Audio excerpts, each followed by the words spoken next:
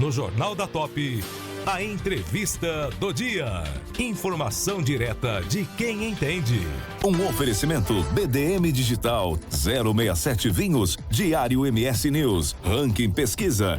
Depois de mais de uma década comandando uma das principais secretarias estratégicas de Mato Grosso do Sul, o economista Jaime Verruc troca os bastidores da gestão pública pelo desafio da política eleitoral. Responsável por acompanhar de perto o crescimento econômico do Estado, a chegada de grandes indústrias e os debates sobre sustentabilidade, energia e infraestrutura, ele agora se coloca como pré-candidato a deputado federal. Mas, afinal, o que motivou essa mudança? O que um técnico acostumado com metas e resultados pretende levar para Brasília? E quais são os desafios que podem frear o crescimento de Mato Grosso do Sul nos próximos anos? É o que você acompanha agora aqui na Top FM, primeira edição. Bom dia, é pré-candidato a deputado federal e ex-secretário Jaime Verruc. Tudo bem com o senhor? Tudo bem, bom dia a todos vocês. Prazer estar aqui na Top FM, né, falando para o estado inteiro em rede. Muito obrigado. E você falou uma palavra certa, né? Desafio, né? Sim. Eu acho que esse é quando a gente na vida muda, né? De 10 anos como executivo e antes também já no setor privado. Então é um grande desafio realmente partir para um processo de uma campanha pré-candidata a deputado federal. Então realmente é um grande desafio. A gente tem que olhar muito, muda muito a cabeça, né? De como olha agora, temos que olhar. Tudo é olhar de uma maneira diferente em relação ao processo de desenvolvimento. Então, realmente comecei aí nesses 2 meses uma mudança de postura significativa na vida, visando exatamente essa pré-candidatura. Legal. Para a gente começar, deputado, pré-candidato, conte um pouco quem é o senhor para quem ainda não o conhece. Bom, eu sou nascido no Rio Grande do Sul, né? Mas eu vim muito garoto para cá, não é nem jovem, né? Eu vim com 9 anos de idade do Rio Grande do Sul. Meu pai veio para cá trabalhar numa propriedade rural, que era um grupo empresarial do Rio Grande do Sul, que tinha comprado empresas aqui. E ele, então, nós mudamos para Campo Grande, né? Isso praticamente na divisão do estado, né? Praticamente há 50 anos atrás, né? Então a gente veio exatamente naquele momento da divisão do estado. E eu tive a possibilidade de fazer estudar aqui, me formei aqui e depois sim, aí eu saí para fora do estado, fui fazer o meu mestrado, fui trabalhar em São Paulo e retornei. Então, eu fiquei depois 10 anos fora e aí retornando ao estado para tocar as atividades de professor. Fui professor da Universidade Católica Dom Bosco, professor da FGV. E aí, em 2015, a convite então do ex-governador Reinaldo Azambuja, fui ao governo do estado, onde nós temos o primeiro grande desafio, que era juntar uma Secretaria de Indústria, Comércio e Agricultura com uma Secretaria de Meio Ambiente. Vocês lembram, em 2015, nós tínhamos que fazer um enxugamento, né? Naquele momento, o Mato Grosso do Sul estava muito parecido com o que o Brasil vai ter que fazer na próxima gestão. A gente precisava fazer o equilíbrio fiscal. Então, naquele momento, nós tivemos que fazer uma elevação de imposto, tivemos uma redução de estrutura administrativa, nós tínhamos que ajustar as finanças do Estado. O atual governador Eduardo Riedel era secretário de governo e eu secretário de desenvolvimento. Então, foi um período, a gente tem que lembrar, muitos não vão lembrar, que faz 10 anos, que foi uma das maiores crises da economia brasileira, 2016, 2017. Então, foi necessário esse grande ajuste. Mas eu acho que quando o governador Reinaldo me convidou, e convidou o governador atual Eduardo Riedel, era o desafio de mudar a economia do Estado. O que nós tínhamos naquele momento, 10 anos atrás, era uma economia muito voltada para, a gente chamava o famoso binômio soja e boi. Então, quando a gente olhava o Estado, ou tinha soja e tinha boi, não tinha mais nada. E a gente topou esse desafio de mudar a estrutura econômica do Estado, e isso aconteceu. Quer dizer, a gente sai lá dobramos a área de soja, dobramos a área de milho, trouxemos para cá toda a indústria de celulose, trouxemos a indústria de etanol de milho, processamento de carne. Então a gente conseguiu mudar o tamanho da economia do Mato Grosso do Sul. E era esse o grande objetivo. E isso se refletiu em geração de emprego, né? Mato Grosso do Sul hoje tem 2,4% de desempregados, quer dizer, um estado que está praticamente em pleno emprego, o estado que mais cresceu a renda das pessoas. Sim. Então isso é qualidade de vida das pessoas. Então esse era o nosso grande foco. E eu acho que olhando, por isso que é bom, a gente às vezes, quando a gente olha um mandato, 4 anos, fica curto para olhar. E desde que nós entramos lá em 2015, a ideia é olhar um estado para depois de 10 anos. Então, ter ficado 10 anos lá me permite fazer essa avaliação e falar, olha, nós chegamos lá. Talvez se nós tivéssemos olhado só o primeiro mandato, talvez o foco teria sido só equilíbrio fiscal. Bacana. O Adilson vai falar um pouco sobre política, né, Adilson? O senhor Verhuck, o senhor era filiado ao PSD, depois foi para o PP, que é o partido do atual governador Eduardo Rídio, né, e da senadora Tereza Cristina, e o senhor se filiou ao partido, mas dorme no PP e acorda no Republicano. O que aconteceu? Por que essa mudança?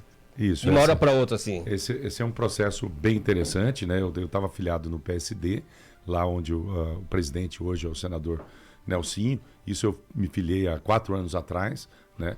Para fazer aí uma avaliação sob o ponto de vista se naquele momento eu iria sair candidato a deputado federal, e acabei não saindo naquele momento por uma decisão pessoal.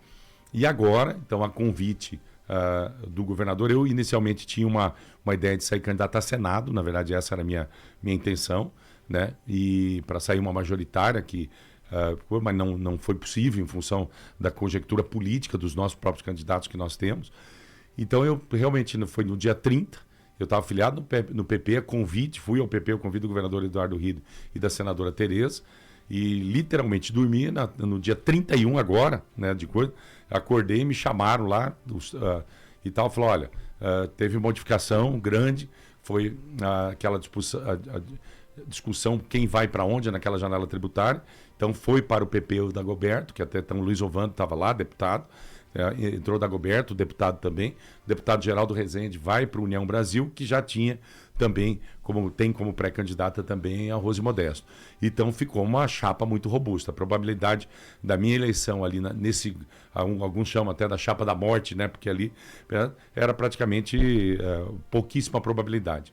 Então, naquele dia, realmente dormi tanto que tinha um evento do PP, eu acho que era final de tarde, que eu iria lá fazer a coisa, eu nem fui, né? E aí entendeu-se que os Republicanos, então foi lá, o Beto Pereira foi para os Republicanos, eu fui, a vereadora Isa Marcon também foi, Rachioca está lá no Republicanos, o vereador Beto, né? O Bittencourt. Então, nós montamos uma chapa lá para buscar uma chapa competitiva, para buscar fazer 2. A nossa meta no Republicanos é a gente conseguir ter 2 vagas para deputado federal. Então, foi exatamente isso. Eu literalmente dormi e acordei lá no Republicanos por uma questão dessa conjectura política de ter uma candidatura mais competitiva no Republicanos do que dentro da chapa do União Brasil-PP. Certo.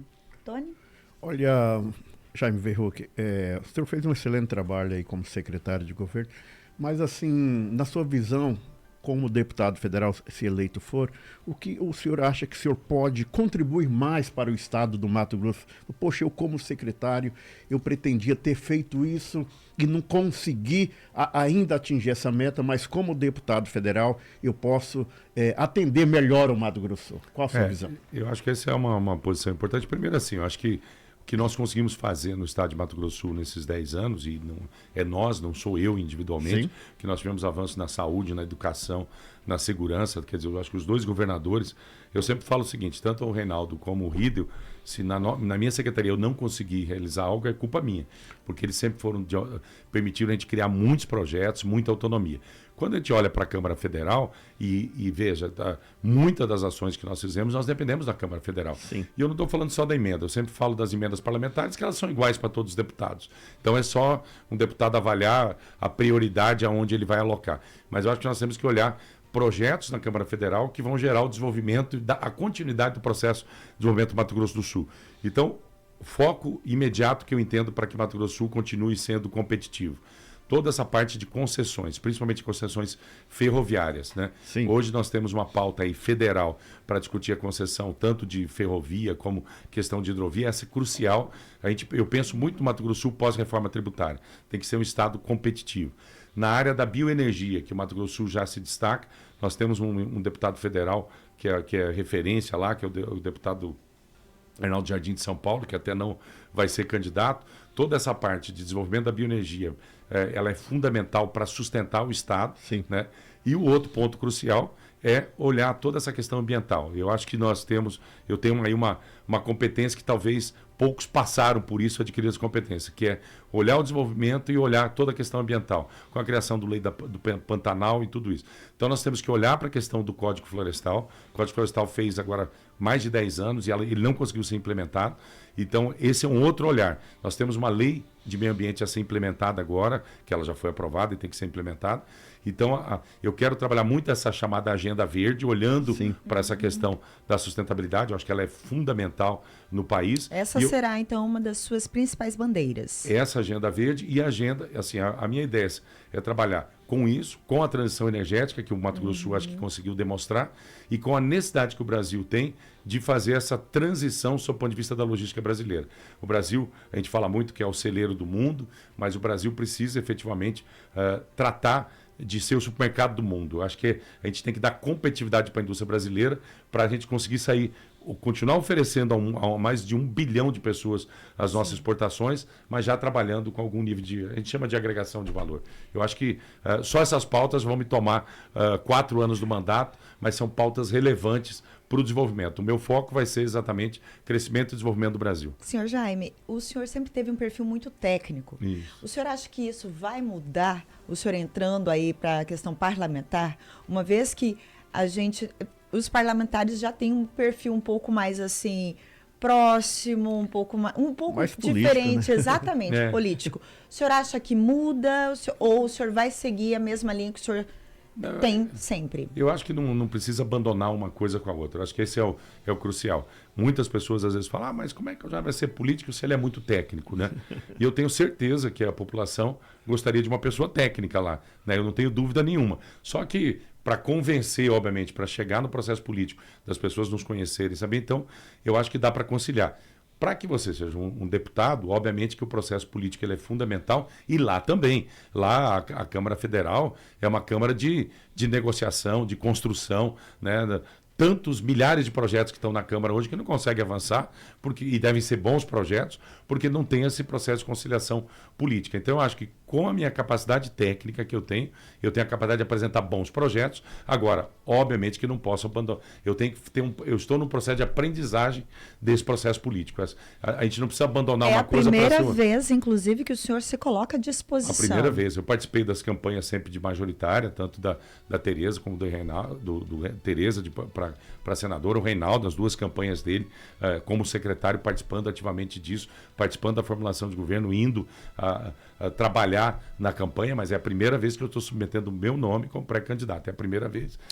E para deputado, depois que eu falo, talvez o perfil técnico, como aconteceu com o Eduardo Riedel, quando nós começamos Bom, nós tivemos 2 casos de sucesso. Quando nós começamos com o Reinaldo tinha 3, 4%, vocês vão lembrar. Quando o Riedel começou, tinha 2,5%, né? E acho que o Riedel é uma boa referência. Um cara extremamente técnico que vai agora para buscar o seu segundo mandato.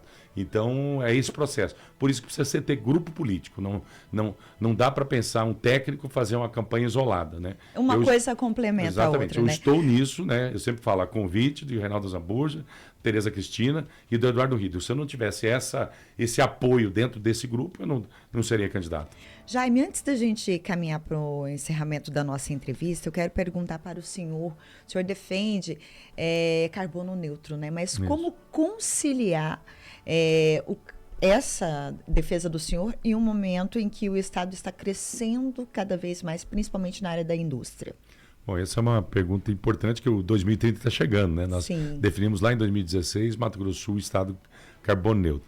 E veja o seguinte, assim, a gente já tomou um conjunto de medidas, eu acho que a diferença de outros países, é que a gente conseguiu criar um conjunto de situações relevantes. Então, hoje nós temos todo um pagamento por serviços ambientais, né, estabelecido, que é exatamente para preservar o Mato Grosso do Sul.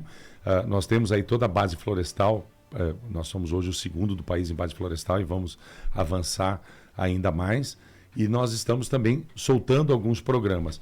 Óbvio que tudo isso chamado mercado regulado, que é uma coisa, um mercado que ainda não está regulado. O Brasil está tentando até o final do ano ter esse mercado regulado, mas eu sempre uso uma expressão, porque a gente não tem como detalhar isso aqui, mas enquanto outros têm que fazer muito para chegar a carbono neutro, o Mato Grosso do Sul precisa só provar.